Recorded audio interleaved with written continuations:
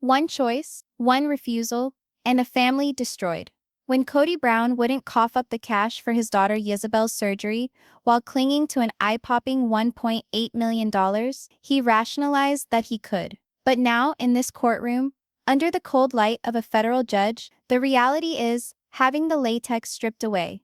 And what the judge is about to decree will leave not only the Brown family, but every single viewer watching utterly speechless. Tell me, if you were that judge, what would your verdict be?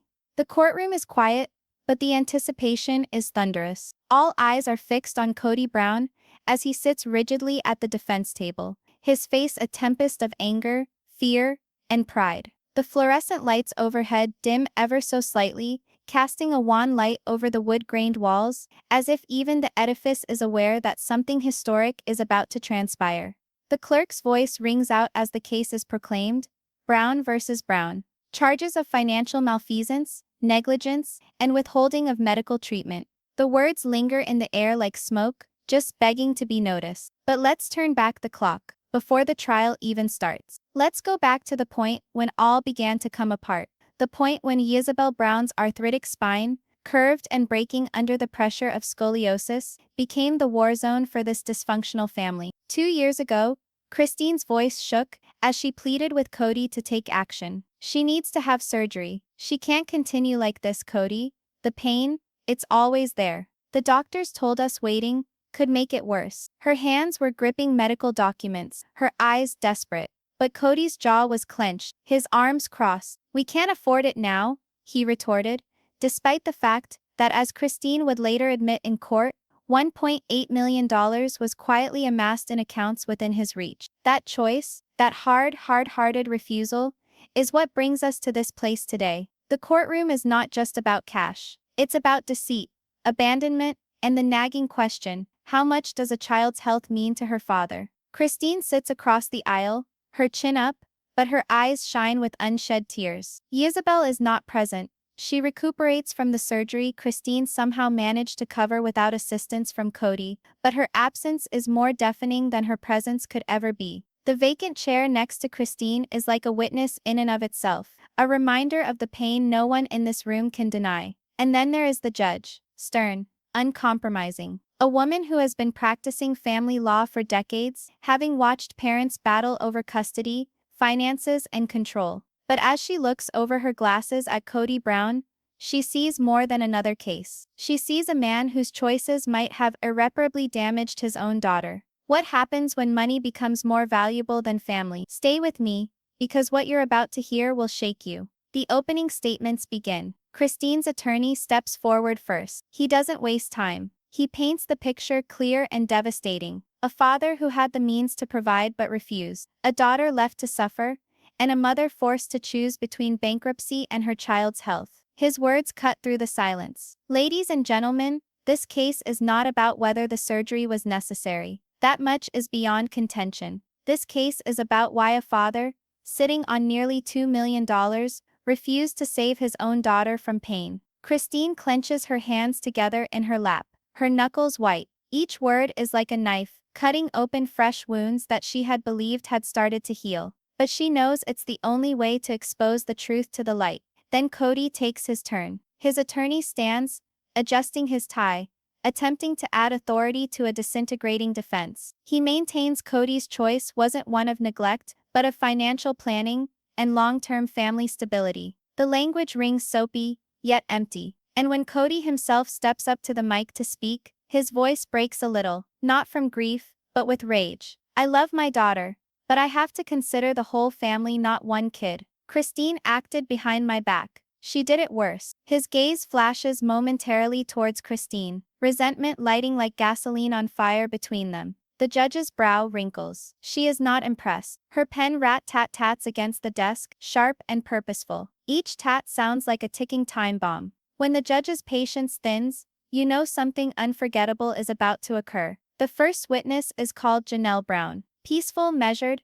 but irrefutably torn. She steps forward and recounts the way the wives discovered the $1.8 million. We believed the accounts were depleted. We believed the money was lost. But then, we received statements, accounts in his name, in business entities, and we understood. He could have covered it. He just didn't. Her voice trembles, but her eyes grow hard. I couldn't believe it.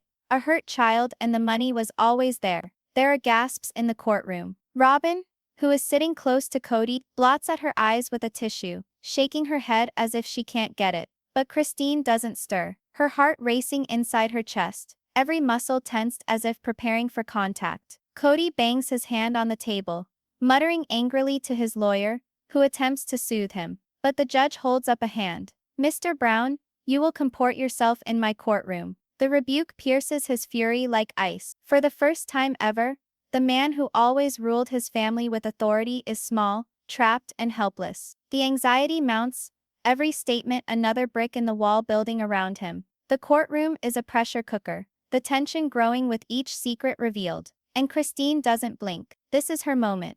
This is the truth fighting its way into the light. The deeper this trial goes, the more astonishing the secrets are. And believe me, you won't want to miss what's next. As session 1 closes, the judge calls for recess. Everyone exhales, as though they've been holding their breath for hours. Christine stands slowly, her lawyer whispering something in her ear. Kody slumps back in his chair, his face pale, his eyes dark with fury. The battle lines are drawn, but the war has just begun. When the judge returns, one thing is sure: the blistering words she speaks will not just shake Kody to his very foundation, they might also dismantle everything he's ever worked so hard to shield. And that's where we leave session 1, on the brink of truth, with the gavel ready to descend. The gavel comes crashing back down, and the courtroom is engulfed in silence like a tidal wave. But this silence is heavier, thicker, like the quiet before the storm unleashes. The judge bends forward, her eyes still fixed on Kody Brown, her voice lancing. This court won't stand for evasions. Mr. Brown,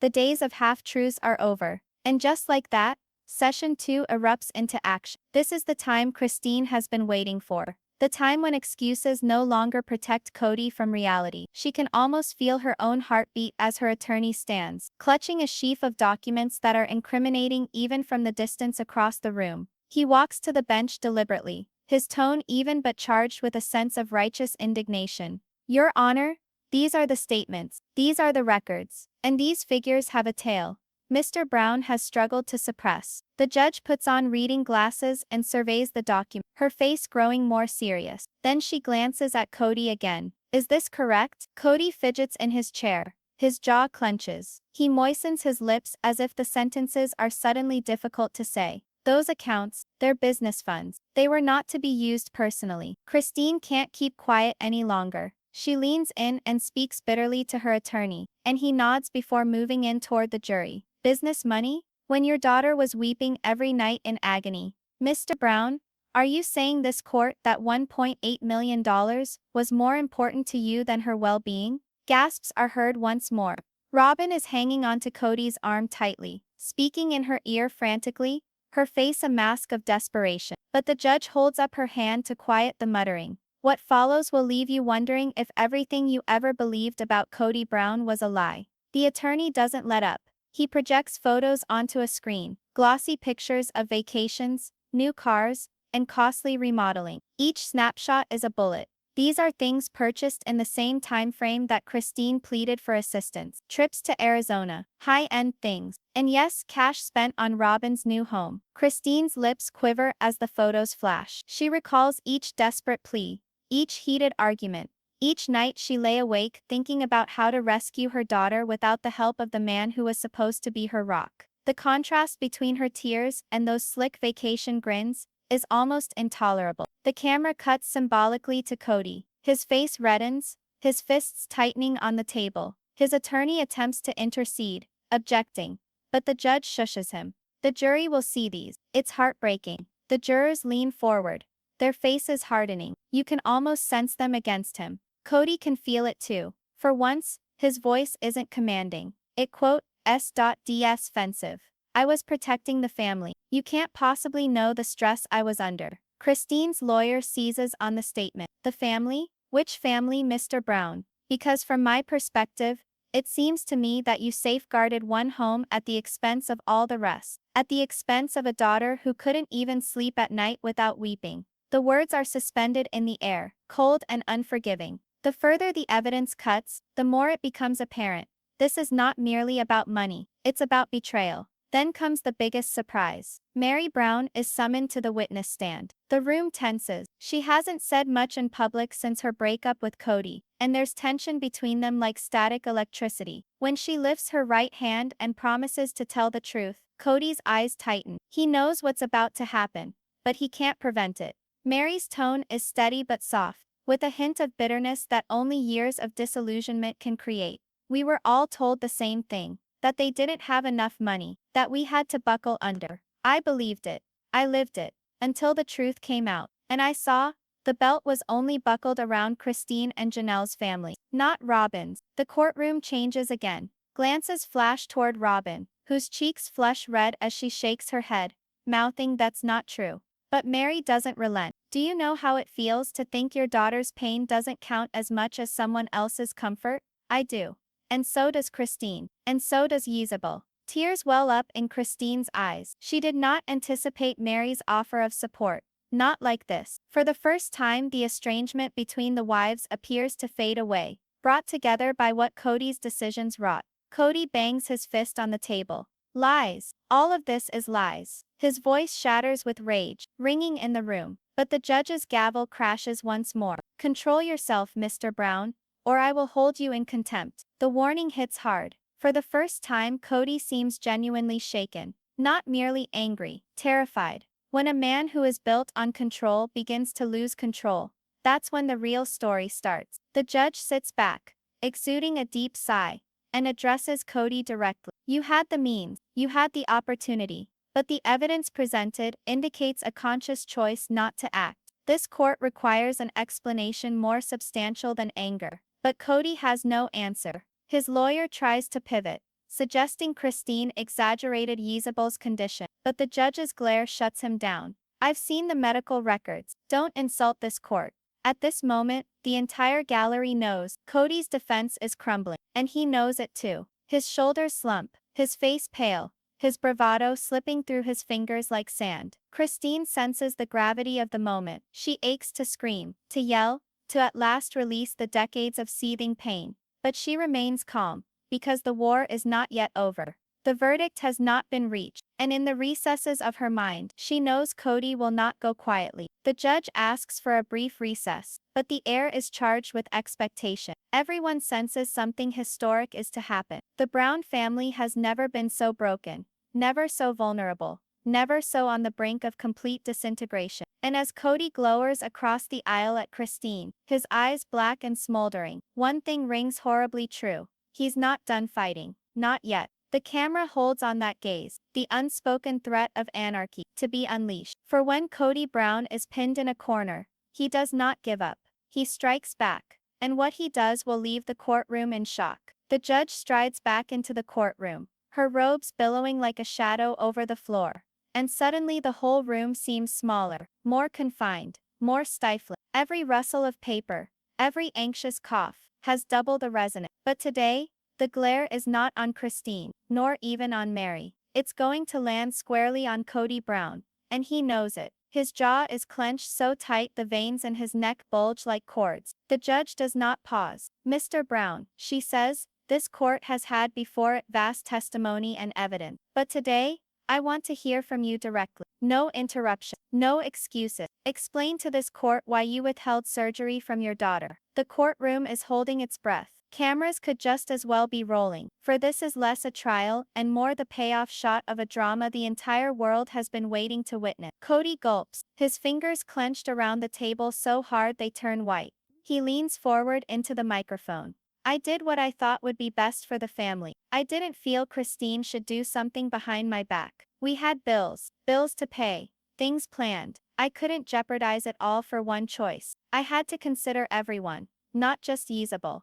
The words ring hollow. Even before the lawyer for Christine stands up, the atmosphere has changed. The gallery stirs, and the eyes of the jurors grow hard with incredulity. Christine herself suppresses tears, but shakes in her hands. How can he still not get it? She thinks. Next comes Christine's attorney. His tone is smooth, but his words are cutting. So Mr. Brown, when you state that you thought of everybody, tell us, who is everybody? Because the bank records indicate vacations, automobiles, and a new house. But they don't indicate hospital expenses. They don't indicate surgery fees. They don't indicate sympathy. The jury leans forward. The judge remains silent, letting the tension speak. This is the moment where excuses are laid bare, and the truth has nowhere left to hide. Kody stammers. His gaze flails nervously to Robyn, who silently mouths, "Stay calm." But his calm has already begun to fray. His voice becomes defensive, rising, cracking beneath the pressure of his own rhetoric. "You think I don't love my daughter. You think I didn't want her to get better.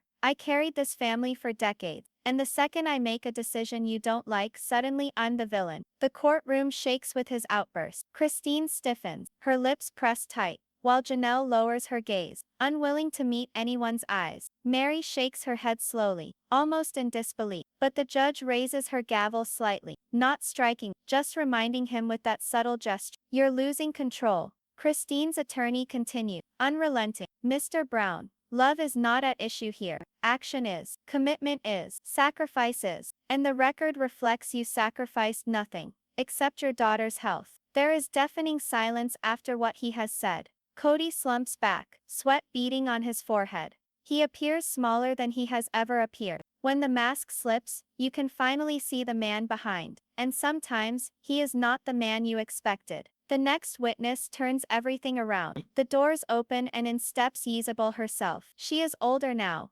recovering from the surgery, stronger, but the marks remain, not only on her back, but carved into her eyes. The room gasps in one collective utterance. Even Christine's breath is caught, because she hadn't anticipated her daughter testifying. Ysabel seats herself, her hands trembling ever so slightly, as she tugs at the microphone. Her voice is low to begin with, but distinct. "It hurt, always. Sometimes I couldn't breathe. I couldn't sleep. I pleaded with him to assist. I pleaded, but he refused." The courtroom is silent as stone. Even the judge's face softens for the first time, her eyes narrowing into something like sorrow. Ysabel goes on, crying as tears fall down her face. "Mom figured out a way. She always figures things out. But I'll never forget it. How it felt to know he had the money. But I wasn't worth it." Christine puts a hand over her mouth, silently streaming tears. Meri turns away, her face ashen. Janelle's body shudders as she mashes at her eyes. Even Robyn, normally so controlled, cries over a tip, her makeup smearing. And Kody, his face crumples. Color leaves as his daughter's words cut deeper than any cross-examined lawyer ever could. His lips quiver but nothing passes them. When a child's truth comes into a room, no parent exits the same. The judge swallows hard, visibly affected but still in control. "Thank you, Miss Brown. You are free to leave." Ysabel stands up, and Christine runs to her, hugging her with all her might as the bailiff escorts her out. The hug speaks volume. Defiance, love, resilience. But the harm has been done. Kody slumps, his eyes fixed on the table, his shoulders curled up. He knows the jury witnessed, he knows the judge sensed, and he knows everyone outside of these walls will hear it as well. Christine's attorney lands the day's last punch. "Your Honor, what is it that we need?" The victim herself has testified. She experienced this neglect. She endured it. And now, she has exposed the truth that Mr. Brown does not want to acknowledge. The judge takes a slow breath. Her pen clicks once, twice, against her pad. At last, she speaks. "This court will adjourn until tomorrow morning. But let me be clear, my patience is wearing thin. And Mr. Brown, I urge you to think on what sort of father you want to be remembered as." The gavel falls, and with that, the session is over. Yet no one stands. Not immediately. The gravity of Ysabel's words is suspended, a truth too heavy to be denied. Christine wipes away her tears, squaring her shoulders despite the pain in her chest. Janelle rests a hand on her shoulder, a singular display of solidarity. Meri stands there, face unreadable, caught between past loyalty and current truth. And Robyn, shattered, weeping, leans against Kody, though for the first time, it seems less devotion and more desperation. Kody gazes directly ahead, his eyes blank, his expression chiseled in granite. He blinks not, speaks not. But deep inside, something is shattering. And as the courtroom clears, rumors churn. What tomorrow holds? Will Kody confess the truth at last, or will he take everyone with him? The verdict is coming, and it will be more horrific than anyone can imagine. Because when the gavel drops tomorrow, it won't merely render a verdict. It will render a reckoning. The courthouse the next day is abuzz like a beehive. Journalists throng the steps, cameras pop, and murmurs circulate through the crowd. What will Kody do today? Will the judge finally lose it? Is this the tipping point? The interior of the courtroom buzzes with an electricity, like each and every person present senses the next few hours will determine not only the trial, but the legacy of the entire Brown family. The judge takes her seat, striking the gavel once. Court is back in session. Let us continue. Her voice is calm, but her eyes burn with authority. The jurors settle in, pens ready, their faces sharp with anticipation. Christine sits tall, her lawyer by her side, though her fingers twitch nervously in her lap. On the other side of the aisle, Kody appears exhausted. His eyes reddened, his jaw clenched, yet still struggles to maintain a posture of strength. And then it is said. Christine's attorney clears his throat, his next words cutting through the room like a knife. Your Honor, we'd like to present additional evidence. Documents recently subpoenaed. Evidence of secret transfers and secret assets directly tied to Mr. Brown. The room explodes. Gasps, whispers, even wails of shock. Kody lurches forward in his seat, his face paling. Robyn's hand flies up to her mouth, tears welling immediately. The judge bangs her gavel. Order, order in the court. The babbling subsides, but the anticipation only grows. The lawyer goes on. Those transfers, just under $600,000, were quietly deposited into private accounts, all while Ysabel's surgery remained uncertain. We plan to show Mr. Brown intentionally kept the money from his family. Christine's breath catches. Even she hadn't known the full extent. Janelle leans forward, her eyes wide, fury sparking within her. Meri's jaw drops, her face pale, as if she's reliving every lie she once believed. When new secrets emerge, the past doesn't just resurface, it detonates. The judge peers at Kody, her voice low and deadly. Brown, is this true? Kody stutters, his words stumbling over themselves. Those weren't personal. They were investments. Long-term security. I wasn't hiding anything. His voice is rising now, desperate. But the cracks in his armor are now visible. His authority, so unshakable before, is crumbling in real time. Christine's attorney pushes harder. Investments, Mr. Brown? While your child was in urgent need, you could risk hundreds of thousands, but you couldn't spare your child's suffering? The jury looks on, some shaking their heads, others writing furiously. Christine's eyes shut tight, resisting a sob, because each word only tells her what she already knows. Kody valued money over sympathy. The more you dig into betrayal, the more the truth stinks. Then, the unthinkable. Robyn is summoned to the stand. She stands up slowly, her footsteps leaden, her eyes puffy and red. As she is sworn in, Kody's hand flails, as if he wishes to prevent her, but he cannot. Her voice shakes as she starts. I knew there were some of the accounts, not all of them, but I trusted Kody. He said it was for our future, for financial stability. I never asked questions. Perhaps I should have. She hesitates, tears streaming down her face. But I didn't know Christine was in that much trouble. I didn't know Ysabel's illness was that serious. I thought it could wait. The room gasps hard. Christine's face contorts in agony, conflicted with anger and despair. Wait, she grunts under her breath, shaking her head as if in shock. Robyn cries louder, burying her face. I'm sorry, she whispers. I should have done more. Kody bangs his fist on the counter, his voice erupting. Stop it, Robyn. Don't say anything else. You don't know what you're saying. The judge's gavel thunders. Mr. Brown. One further outburst, and I will have you taken from this courtroom. The ensuing silence is crushing. Robyn drops her head, shattered. Christine looks at Kody, her face no longer simply furious. It's pity. For the man who once ruled his family like a king, now sits dethroned, flailing at the very ones who used to stand by his side. When the fortress falls, not even the most powerful walls can conceal the truth. The judge isn't done yet. She leans forward, her voice as hard as steel. Mr. Brown, I want you to know something very clearly. This is not just about money. This is about trust. And currently, all the testimonies, all the evidence, demonstrate a man who is not trustworthy. The sentences sting harder than any gavel will. Kody's face distorts, anger and terror fighting for control. He grumbles under his breath, too softly for most to discern, but Christine hears, They're all against me. And that is when the surprise blow comes. The judge declares, this court has decided to bring in a special witness, one who has been silent up to this point, but whose testimony could be decisive. The doors open, and all heads turn. Enter Logan Brown, Kody's older son, tall, calm, but with eyes that blaze with years of disillusionment. The gallery gasps, even Christine is shocked. Logan advances, his tone steady but suffused with contained rage. I was there. I saw. I pleaded with him to change his mind. I said he needed it for Ysabel. And he gazed at me and replied, we can't afford it. But I knew.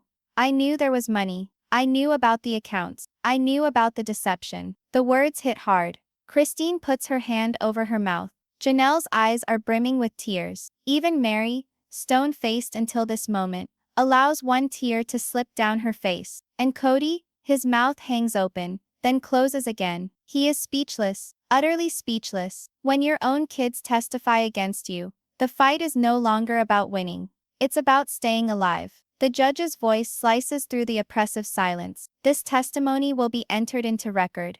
Tomorrow we will proceed to closing arguments, and then this court will pass its verdict. The gavel comes down. The session is over, but no one gets up immediately. The force of Logan's words hangs in the air, a storm clap that refuses to recede. Christine gazes at Kody for the final time before standing to depart. Her eyes are brimming, but her voice is firm as she murmurs to herself, this ends tomorrow. Kody hunches in his chair, his kingdom destroyed, his family destroyed, his secrets exposed to the world. And as the audience slowly disperses, one question lingers heavy in the air, a question no one dares to answer yet. What will the judge's ruling be? Because when justice arrives, it doesn't lean in and whisper a secret. It thunders. And tomorrow its thunder will shake everything to its roots. The last day breaks thick with tension. Out at the courthouse, the crowd is the biggest ever. Journalists elbow for a spot, microphones flicker, and headlines blare across all the networks. Brown family verdict today. Inside, the courtroom is like a pressure cooker, each breath tight, each heartbeat louder than the clock ticking away. Everyone knows, when that gavel rings today, it will be different. The judge appears, her face unyielding and stern. She doesn't hesitate. Court is now in session. We will hear closing arguments before coming to judgment. Her voice booms like thunder, ringing out into every recess of the room. Christine interlaces her fingers, her body tense but her heart unbroken. Janelle sits forward at her side, her eyes on the bench. Meri remains still, conflicted, her face a mask. And in the aisle opposite, Kody sits back stiffly, arms folded, eyes hard and unforgiving. Robyn holds to his arm, her tears already streaming. Christine's attorney stands up first. His words are plain but devastating. Ladies and gentlemen, this is not a case about technicalities of law. It's about a father who had the ability to spare his daughter from suffering, but instead chose to conceal money, live in luxury, and be irresponsible. The testimony is evident, the evidence conclusive. Today this court has the opportunity to render not only justice for Ysabel, but accountability for every decision that betrayed this family. The words cut home. Christine breathes shakily, realizing this is the culmination of all her torment. And then it's Kody's lawyer's turn. His voice cracks, the arguments unconvincing. He talks of financial planning and misunderstood priorities, but it sounds empty. The jury doesn't budge. The judge doesn't bat an eye. And when Kody himself rises, attempting to cling to his last shreds of dignity, his words fall flat. I did the best I could. I was trying to protect the family. If that makes me guilty, then so be it. Silence. Thick, overwhelming silence. This is the point when excuses don't count anymore. Just the truth. The judge leans forward, eyes piercing, her voice slicing through the room. Mr. Brown, this court has heard testimony, weighed evidence, and heard directly from those most impacted by your decisions. And the conclusion is clear. You had means, you had opportunity, and yet you voluntarily withheld care for your daughter, while hiding assets and spending extravagantly elsewhere. Gasps echo through the courtroom. Christine's breath hitches, her hands shaking as tears fall from her face. Janelle clutches her shoulder firmly, holding her steady. Meri keeps her eyes closed, one tear falling down her face, and Robyn, crying hard, hides her face in her hands. The judge's voice becomes more piercing. this court holds that your conduct was willful neglect, financial misconduct, and gross failure of parental responsibility. You failed to care for your family. You left them behind. Kody's face contorts. For the first time ever, the man who always dictated the story has no control whatsoever. His lips open, but no sound escapes. He is speechless, powerless, defeated. When justice at last arrives, it does not merely punish, it reveals. The judge bangs the gavel. Thus this court orders restitution, paid to Kody Brown, for costs incurred in Ysabel's operation, plus punitive damages of $1.2 million for willful neglect. In addition, the court suggests an investigation into further hidden assets for possible fraud prosecution. The room bursts apart. Kody makes a gasping noise, her hand at her mouth in shock. Janelle lays a hand over her chest, weeping freely. Meri slumps back, shocked, as if years of weight just came crashing down at once. Robyn cries vocally, grasping at Kody's arm, but he doesn't budge. He sits motionless, white, trembling, his eyes fixed on the judge like his whole world just imploded. Kody's attorney nods resolutely, jaw clenched, as if to say, "Justice finally." The judge's voice becomes softer, but not much. "Mr. Brown, let this be an absolute money is no shield. Accountability cannot be waved aside, and the court will not permit neglect to pass for leadership. This is your reckoning." The last gavel ring echoes through the chamber, like the clang of a door slamming shut on an age. When the gavel comes down, it doesn't conclude a trial. It marks a new beginning. The courtroom is emptied gradually, weighed down by incredulity. Kody goes out first, Ysabel's vacant space beside her, still a hurt but one now justified. Janelle exits next, fierce, protective, unyielding. Meri tarses behind, eyes elsewhere, maybe seeing that the man she used to believe in is never coming back. And then Kody stands up. He moves slowly, stiffly, as if each step was 100 pounds. Robyn has her arms around him, muttering wildly, but he doesn't react. His eyes are empty, dazed, as if the verdict took not only his reputation, but the remaining shreds of his identity. Reporters cluster on the sidewalk, questions yelled, cameras popping. Kody hides her face, dashing to the vehicle, her attorney by her side. Kody, appearing moments later, is pummeled with catcalls and requests for comment. He remains silent. His silence speaks volume. Back in chambers, the judge collects her papers, stopping only to look one final time at the vacant defense table. Her expression is still set, but for a moment her eyes are less than unyielding. Another family shattered, another child betrayed. But justice, if not satisfaction, rendered, and as the credits of this courtroom drama roll through your head, one question is left lingering in the air. Was that verdict sufficient to mend the wound? Or will the scars of betrayal forever plague the Brown family? Do you think? Did the judge go far enough? Or did Kody deserve even tougher punishment? Comment below and let your voice be heard.